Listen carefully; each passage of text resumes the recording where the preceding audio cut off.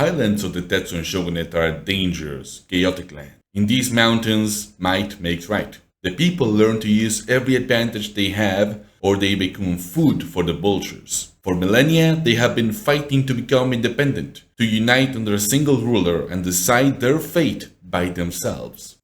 But to the outsider, this is the idea of the Highlander war. A savage bugbear, half naked, wielding stolen weapons and strange esoterical charms. A warrior that has been possessed by an Oni, allowing it to enter its body in exchange for greater strength. The Highlanders may see themselves as a warring people of the mountains, but the rest of the continent see them as devil-possessed monsters. And today, we will be talking about them in depth. Hello everyone, this is DM Gideon, and welcome to the video. Today, we will be talking about one of the nations in my homebrew setting, the Tetzuan Shogunate, specifically of the culture that covers most of its territory. We will be talking about its history, how the Highlanders came to be in their current position, about their fractured political system, and the tactics they employ in times of war. That being said, welcome to the Tetzuan Shogunate. Since we covered the basics in our last video, let's walk it back a little bit and talk about the history of this region. The Highlander people were originally made of bugbears, goblins and hobgoblins.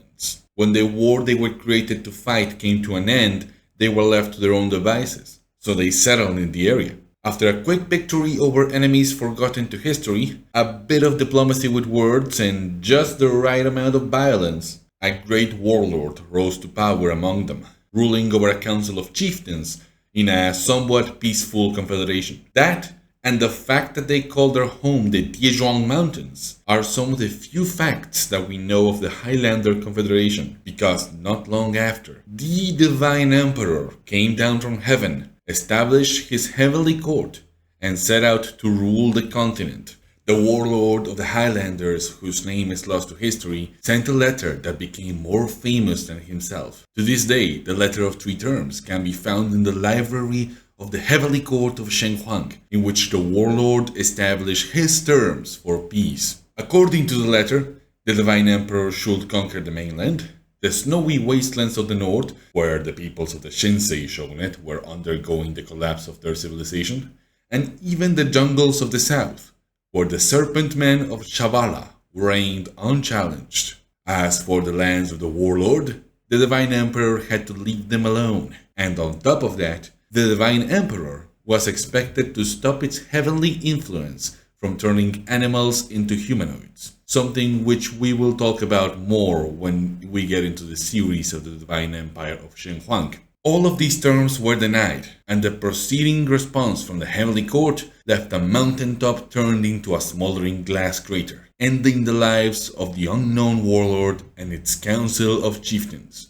What followed was a swift deployment of the Emperor's finest, his host of dragons of all colors and all metals. These powerful creatures arrived with armies of kobolds and made lairs from which they tried to rule the region. Doing so proved more difficult than originally thought. The kobolds could send many orders, create laws, and carry out their administrative duty, but these would not be recognized nor followed by the Highlanders. When kobold soldiers went on patrol, they were ambushed and fought against. Unless a dragon was in direct sight of a Highlander settlement, they could not be made to obey. This made the already displeased dragons all the more frustrated. They would rather live in the divine halls of the court, enjoying their stay in a place as close to heaven as they could have. Instead, they were ordered to deal with this rabble, and deal with it they did, by destroying villages and murdering as many Highlanders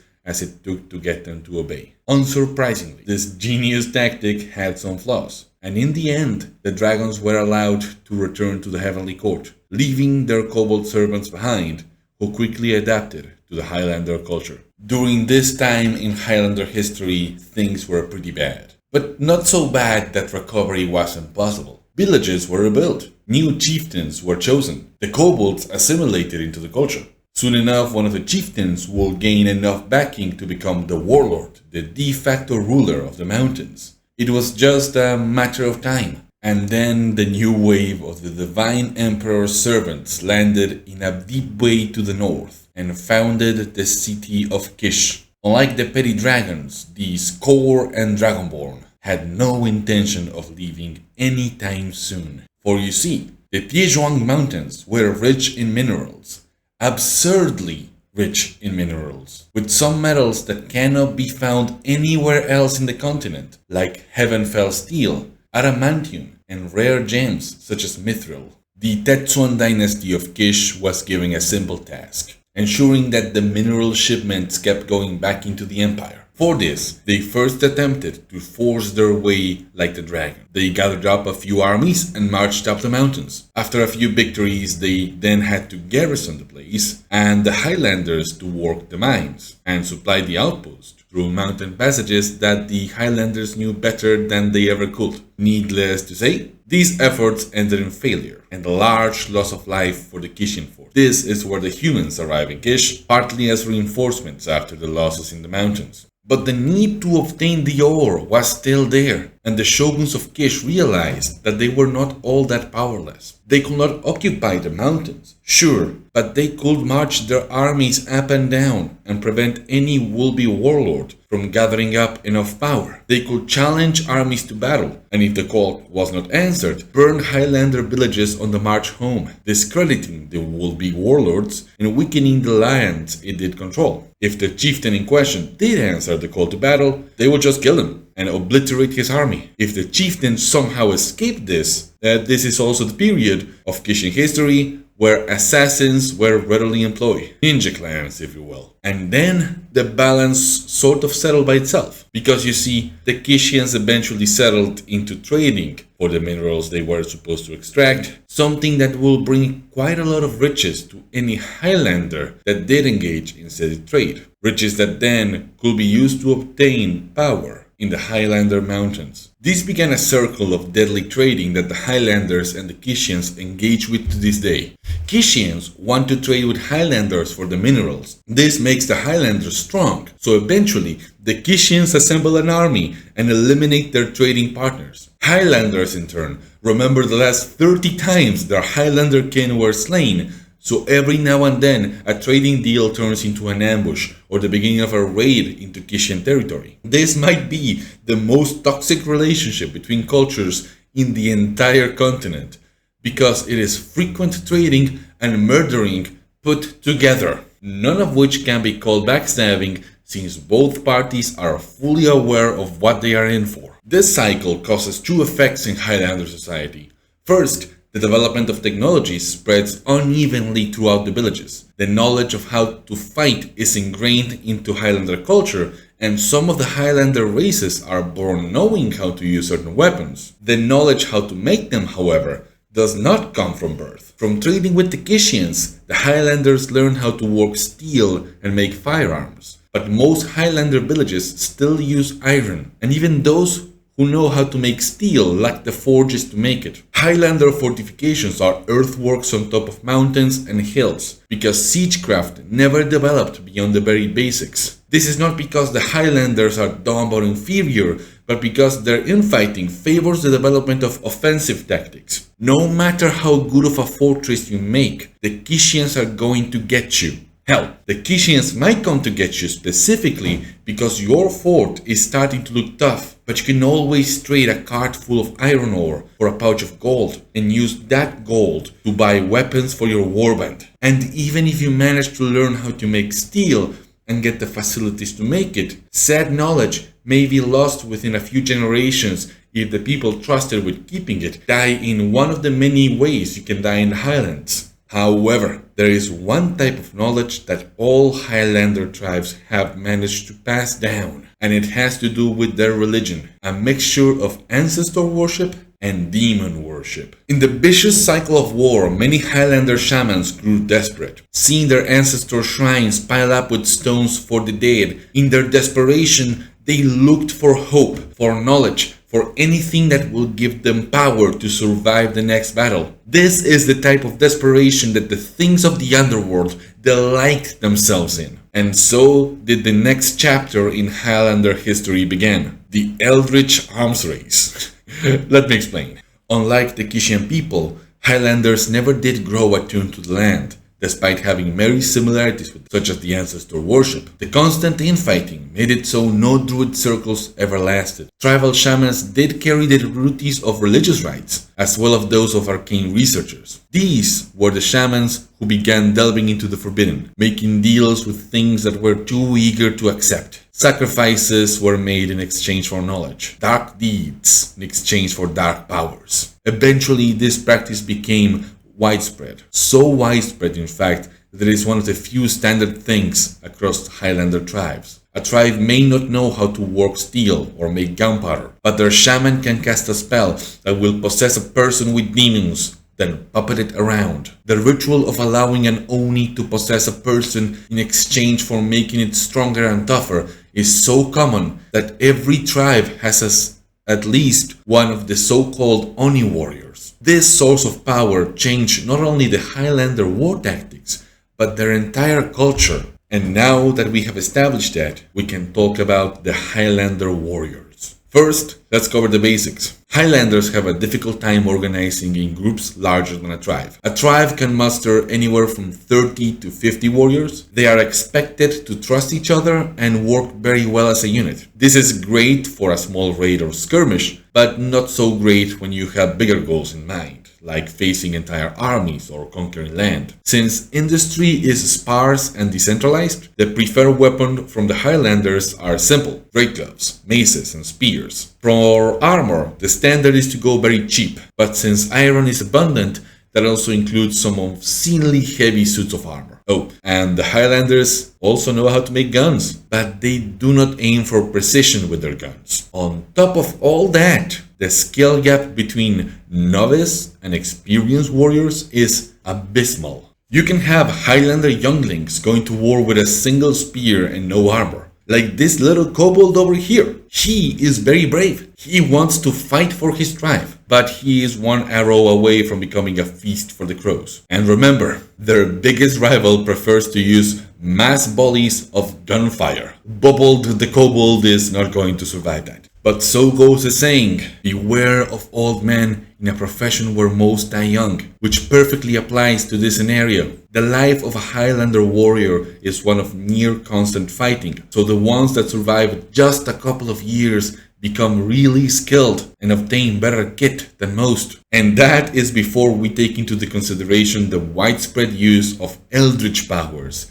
to increase one's fighting abilities. The so-called Oni warriors have been known to survive hails of gunfire, shrug of blows that will kill any other man, and turn their enemies into a bloody pulp. Mind you, an Oni warrior can come in any size, shape, and form. It can be a small kobold who can suddenly shrug off wounds that will kill an ogre, or a hobgoblin necromancer that commands an army of the dead and now is as hard to kill as dedicated warriors. So we have a disparity in equipment and training of our fighting force. We can achieve great cohesion, but only in small warbands. We have a large cadre of veteran warriors, but the veteran part ain't large and the large part ain't veteran. With this in mind, we move on to how do the Highlanders wage war. Organizing several Highlander tribes for a campaign is a Herculean task, but throughout the centuries, some strategies have thrived and been adopted into the culture of waging war. At the beginning of a war season, general goals are agreed upon by the chieftains of the tribes that will partake in it. If the Kishian assassins were unsuccessful, a warlord will be doing its best to rein the chieftains in a general direction.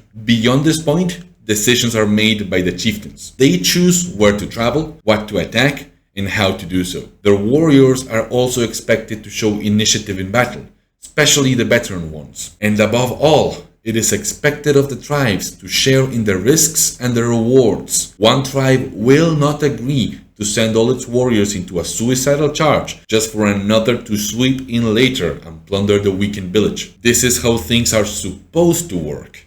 But infighting and backstabbing become a big problem. Some tribes have built a degree of trust over generations, but this is the exception. Normally, tribes trust that they will act upon agreements so long as they are within line of sight of each other in the battlefield. And even that is fickle. This lack of trust severely limits the tactics the Highlanders can employ during war. Due to these limitations, the Highlanders have in fact Two tactics. Either they infiltrate and ambush their enemies as small forces, or they pool the forces of several tribes in a single battlefield and throw themselves at the enemy. We will talk about this in detail in a bit. Another key detail of Highlander campaigns is that their forces disperse as much as they can allow themselves to do, usually divided by tribe. This allows them to pillage whatever land they are invading, both weakening the enemy for future raids and allowing the army to remain supplied. And of course, since Highlander tribes cannot rely on plans other than very general guidances,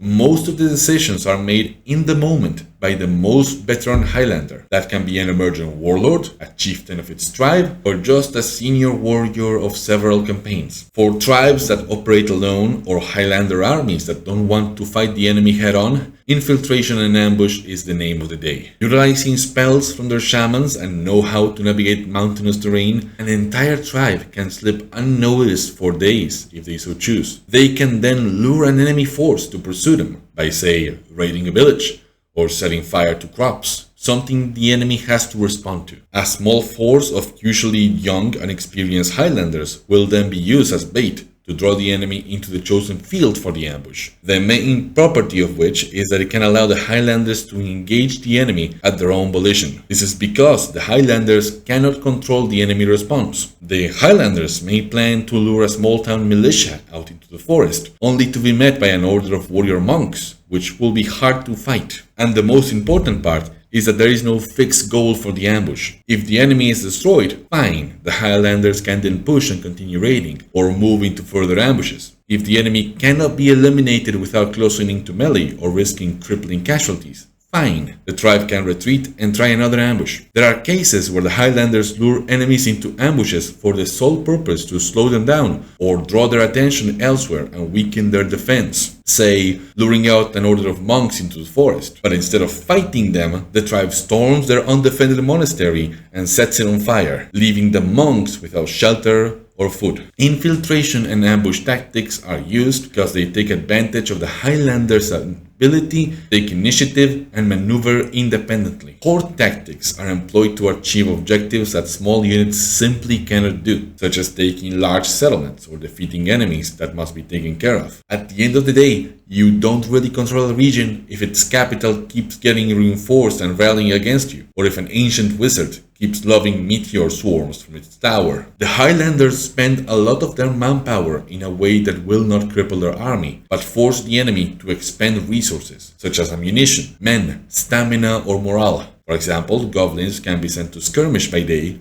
and kobolds rotate during the night, so the enemy gets little rest and must spend its ammunition. Spellcasters are specifically targeted, so they are forced to retreat further back behind the battle line, spend their spell slots, or risk being injured. They can also be used to pin the enemy in place. Hordes of bugbears and goblins are sent to meet the enemy infantry. By themselves, inexperienced Highlanders will not defeat an organized battle line. In fact, they are quite likely to get routed and slaughtered. But while they are being slaughtered, they allow their few elite Highlanders to do their thing. Oni warriors can be organized into a single unit and wait until the enemy is tired. Then they are sent to smash a weakened part of the enemy line. Highlander shamans can be embedded into the horde, giving them unnatural savagery or stamina, allowing inexperienced warriors to be more dangerous or last longer in battle. Each battle plan will be drawn based on what the Highlanders have at the moment, but the general approach is that the army will trade manpower to exhaust the enemy, then turn that exhaustion into a military victory. These tactics are best used to defeat an enemy that has already been partially worn down, usually by ambushes, and it is often done in a single engagement during the course of hours or days. But if need be, Highlanders can retreat, reorganize, and try again. This is the way Highlanders fight. It is a system born out of cultural practices rather than military schools.